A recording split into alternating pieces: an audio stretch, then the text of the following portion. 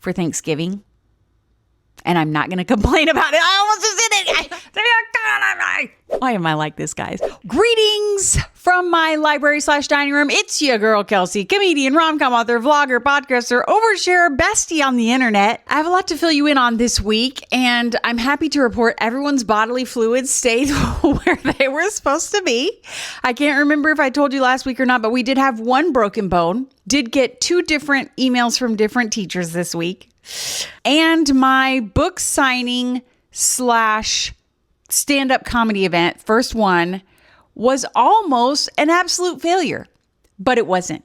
And you know what? Everything is pretty freaking great. My life is pretty freaking great. Everything is overall pretty wonderful. And yes, I'm laying the cheer on pretty thick on purpose because the Happy Tears podcast is an uplifting podcast. It's a comedy show. It's encouraging. It's inspiring. So let's talk about our addiction to negativity.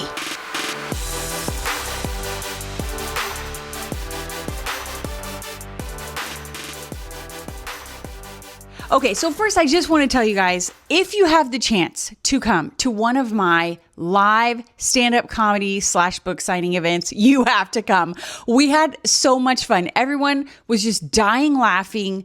Like there was crowd interaction that was so funny, and the bookstore really liked it, and the readers really liked it, and I really liked it. If you want to know more and like see pictures and get all the behind the scenes details, because it all was almost a big fat failure, which was my fault, and luckily I was able to fix it at the last minute. But if you want to know all of that, you have to watch the vlog. Make sure you come back later this week and catch up on the vlogs. Recently, I overheard someone describing a friend of a friend, okay? And they were describing this person like they had asked, like, how was your birthday? Or how was your anniversary or date night or something? They were asking them about something.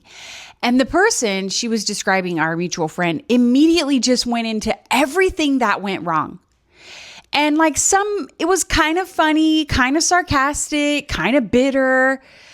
But overall, it was just an actual like running list of everything wrong about the evening.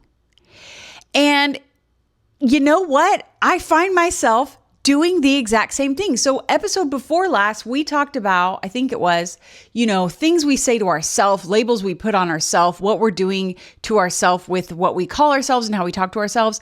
But what really struck me about this was like, we need to be watching what we're saying about ourselves and about our lives out loud. And I have a couple parts to this episode. So number one is we're all doing this, guys. We are all doing this. I dare you to start paying attention to when you are asked the question, like, how was that thing you were going to go to the other night? You bought a ticket and you went. If it was my event, she would have been like, there was nothing negative. I loved every second. But you know what I mean? Like, so anything like that, you catch yourself, because what do? We first talk about, well, traffic was a nightmare. Right, which is hilarious unless you live in like Los Angeles or Atlanta or someplace. I mean, it's all relative. When we lived in LA, it would take us like an hour and a half to get anywhere. So it's all relative. Perspective, #perspective. Going into like, well, parking sucked, and we had to walk like 20 minutes to get from our car to the door. And then when we got there, they didn't have XYZ on tap, or they didn't have, they only had some of their menu available. Like, why are we doing this? We're all doing it. Because then I started paying attention to any time I asked anyone any question ever. And even if it starts with like, hey, you know what? It was great, but there's always a but. Why do we think this is happening, guys? Leave a comment. YouTube, why is this happening? If you're listening to iTunes, send me an Instagram DM. Why is this happening? Part of this, I think, as we have talked about at length on this podcast, because I'm a big fat whiner, but life is really hard. Things are really hard. The older you get, the more you're dealing with hard things. Debt, friends getting divorced, and parents getting sick, older loved ones, grandparents dying. Like, this is the reality, right? And so maybe with how hard life is, we know everything's hard for everyone. And so we're afraid to be happy. Are we afraid to be happy, like, as a society? Are we afraid to be positive? Are we afraid to have joy? Like, maybe people think we're like a Pollyanna, or people will think we're not being genuine, or people will think that we're bragging. It's an epidemic, you guys. And I was hearing this kind of discussion about like, every time I talk to her and I ask her, how was this? How was that? All she does is list all the negative things. I kind of made this silent vow. I don't want to do that anymore. I don't want to do that anymore. Right? I mean, anything has pros and cons, pretty much. Any experience has negative and positives. And like, okay, let's say someone asks you, how's it going being a new mom? Okay. Well, it's okay to just love it and just say that it's going great. And like everybody knows some of that. Like obviously we all know parenting is hard. We all know, if you have a newborn, you're not sleeping. So I've talked about already that maybe the internet is doing this to us because, this is one of those things. Is it the chicken or the egg? Because I was going to say, the internet is doing this to us because negative things get clicked more, but negative things get clicked more because we're all messed up in the head. Is this just the fall? Is this Adam and Eve? Is this the result of sin in our lives? Start up the organ. I don't know, but it's something that I think we all generally we're like, oh, everyone's getting more negative. But now I think we're afraid to be positive. We are holding back good news. We are holding back positive energy, positive reports, positive stories. And so we got to fix it. Guys, you, me, you watching this, you listening to this, we got to fix it. If you're watching this and you're one of my writers, one of my authors, one of my creative girlies that's out there, like, what if every time anyone asks you about your business or your writing or your books or your knitting or whatever it is you do, girl, and a couple token men, what if your response is just how horrible it is and how hard it is? Like, that's not going to encourage people to join the movement, right? Like, that's not going to bring people into your world, especially when I've been talking about this channel about if you're an author or a creator of some kind and you're trying to build a following and a fan base that enjoys everything you put out. They might like your books, but then they go and check you out on Instagram and you're a negative Nelly and they can't stand your posts. They are not going to follow. They're not going to subscribe. Like, they're not going to join in. And there's a lot of negative things to be said about publishing or about the algorithm or about small business and taxes and profit and loss spreadsheets. Nobody likes spreadsheets. I mean, there are people out there, you weirdos, you little wackadoos. Love you, but you're a freak. But they're out there that like their spreadsheets. But for the most part, there's so much that we can complain about and we don't even catch that we're doing it. And now it's like, this is how we communicate. Like, guys, I want you right now listening to this, watching this, join me in this pledge that for the next week, we are going to actually do what the verse says, which is like, do everything without grumbling or complaining. And every time I'm like, Lord, really everything? Everything? Like, can I complain about dirty diapers? Can I complain about my mental load? And then he'll say, did I stutter?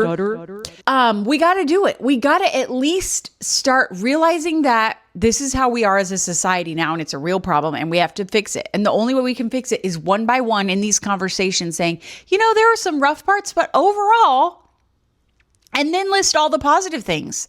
Like, let's go back to the night out example. Like, oh, there were some snafus with the parking and traffic and food and stuff. But you know what? The actual event itself was great. And I had so much fun laughing about all of the issues with my friend. Like, there's always going to be positive things you can find. And see, this is where it is that, like, even right now saying it, there's me right now saying there's always something positive you can find. I feel this deep, deep need to be like, but there are exceptions to every rule. And some situations are just inherently hard and there's nothing positive you can say about it.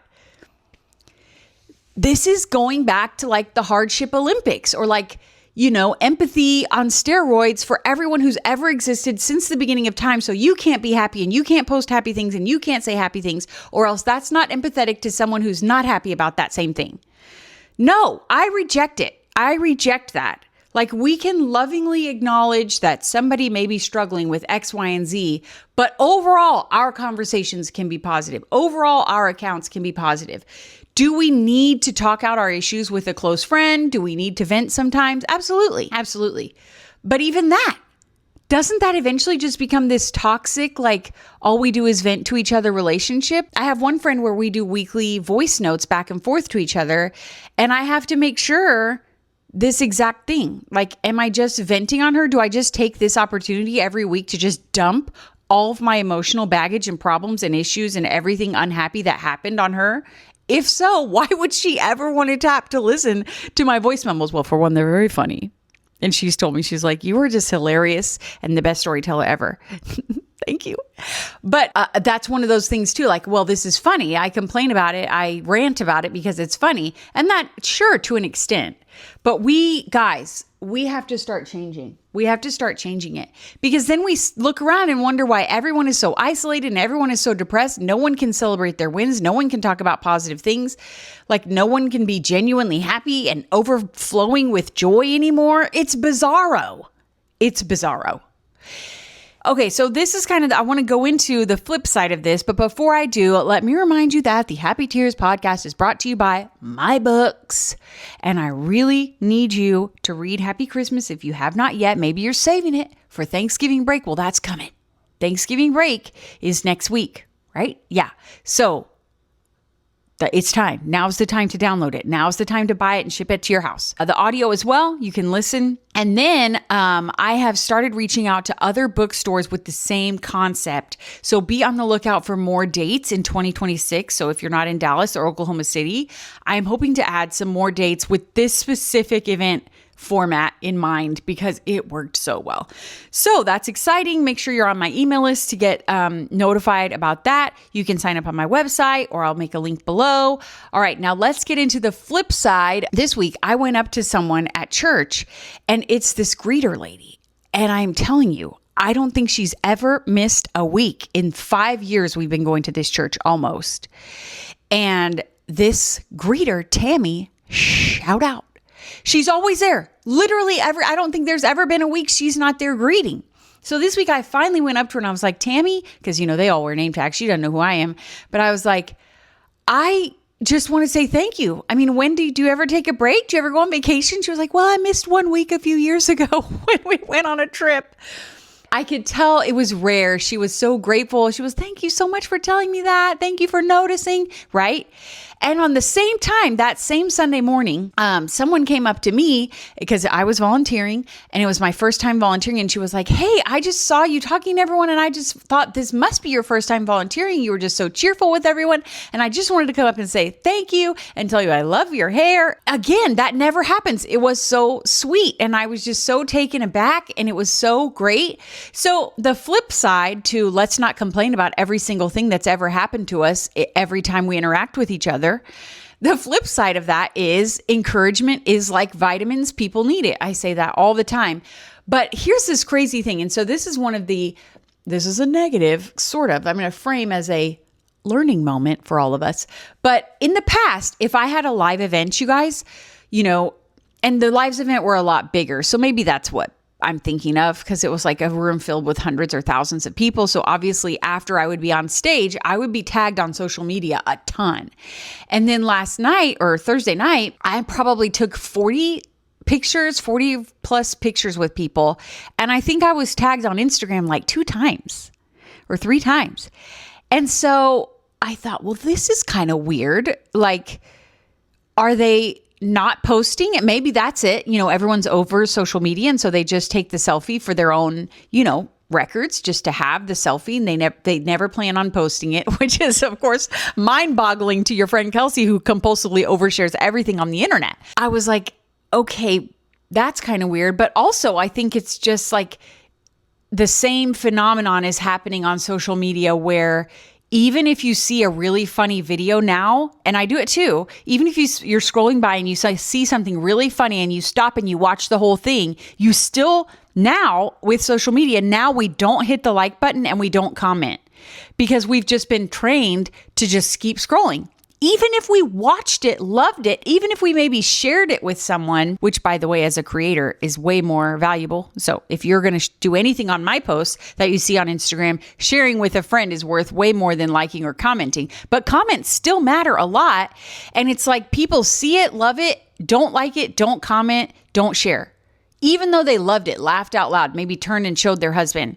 Isn't that weird? Or maybe it's not weird. Maybe it's more normal. Maybe social media is sort of leveling out and not as important anymore, which is difficult for me to hear, where that's kind of how I'm building my business is social media, part of it. The comedy part is more like social media. The book part is not through social media as much anymore. It's just a weird thing. It's just a weird thing where I feel like we have gotten very comfortable complaining, ranting, unloading all of our baggage, but we've become really uncomfortable encouraging, going up and encouraging someone in person, leaving an encouraging comment online, liking, sharing. Isn't that weird? Let me tell you one thing. I know I'm going to talk more about this in the vlog, but one of the coolest experiences of my life was Thursday night. This reader who I've never seen before, she's not connected on social media. She didn't say anything like that. She was quiet as a mouse, came up, and she had brought from home her 2 favorite Heartlanders books and was like, could you sign these for me? Like, it was so cool. It was the coolest thing. I even asked her, I was like, how'd you find my books? And she was like, I don't remember. It must have been a friend of a friend, or maybe I saw on Facebook. Like, it wasn't even me dancing with my books on TikTok like an idiot. That wasn't what found her. Like, word of mouth. Thank you, Lord. People are talking about my books and sharing about my books, because word of mouth is still the number one, other than like basically running a great ad. Maybe she saw my Facebook ad, but she had read my entire Heartlanders series of 7 books and brought her 2 favorites for me to sign. I was, from her home. It was so cool. And that is not her saying encouraging words, but it was an opportunity. Like, she could have just stayed home and just admired from afar, but she bought a ticket, drove her cute little hiney all the way out to Plot Twist Denton, which, by the way, they are doing it right. Alcoholic beverages on one side, crap ton of romance books on the other side. Like, that place was amazing. If you are in the Dallas-Fort Worth area, you have to go. You have to go. Plus, I loved the owner. I loved the staff. They were so sweet. They were so great. The crowd was hot. There were so many. Well, okay, I'm not going to keep going into it. I'm going to save that for the vlog where I can show you the footage and the photos and stuff. But so this little reader, came out, bought a book, came in person, stood in line, walked all the way up and was like, I love your books. Will you sign this for me? And that was like a pivotal moment in my creative career. Like, she made the effort, and in return for that was such a blessing to me. It was also a blessing to me when that sweet gal came up and talked to me at church. And it's a blessing when I get, oh my gosh, if I get a DM from someone and they're like, I just finished such and such book and I can't even, that I take a screenshot of every one of those. If you've ever sent me something where like, I just finished your book and I loved it, if you DM me one of those, I have saved the screenshot. That's it. That's all I wanted to say today. I wanted to say, like, this is happening in society, online. And as a comedian, I got to watch myself, because I don't want to just get up and be negative, even though like my favorite comedians, that's what they do. I mean, not necessarily negative, but kind of like they're frustrated. Like Sebastian Maniscalco is just he's my absolute favorite. I think he's the funniest. I don't know what's going on these airplanes. Looks like a farm on the airplane now, with the amount of animals coming down the aisle. When did this been okay? Why is it okay to just bring the dog, a parrot? You see, a couple months ago at the Newark airport, some idiot tried to bring a peacock. She had a peacock on her shoulder, walking into the airport like it was Toomey luggage. I mean, what? The thing fell off. She's trying to gather it.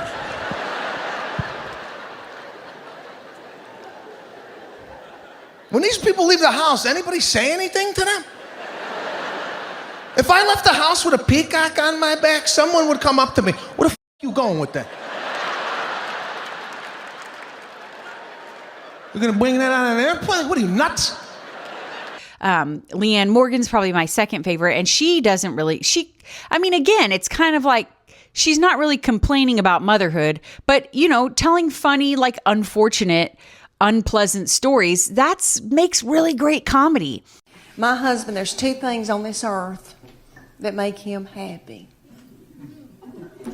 a clean house and sex. Oh, lucky me. really relatable comedy, laugh out loud, funny comedy. But that can quickly go into just like bitterness. You know, like there are a lot of comedians where I'm like, man, you need just maybe some therapy. And like, yes, it can be funny, but it can really trend that direction, you know? But aside from creators, creatives, people who are talking on the internet, people who are trying to promote their work, like if you're one of my authors watching this, or if you're a creator, a fellow creative person, really pay attention, you know, because it's so easy to complain about the industry, every industry right now, you know, the economy. Why am I like this, guys? Why am I like this?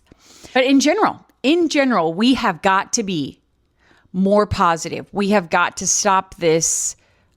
I will literally just list everything negative that's happened to me. It's crazy. You'll start to notice it. If you haven't before, you will start to notice it right now that, hey, how was your week? If you see someone every week, hey, how was the football game? Hey, how was your kid's little league game? I'm telling you, A, start asking people about their lives, and B, watch the responses.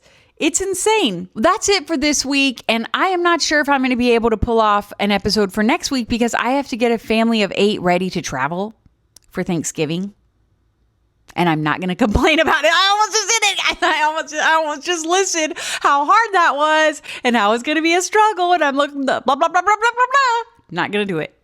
And finally, if you see someone who just interacted with me in real life, maybe we were just chatting, or maybe they were at my show and they're walking away and there are tears in their eyes, I can guarantee you those are happy tears.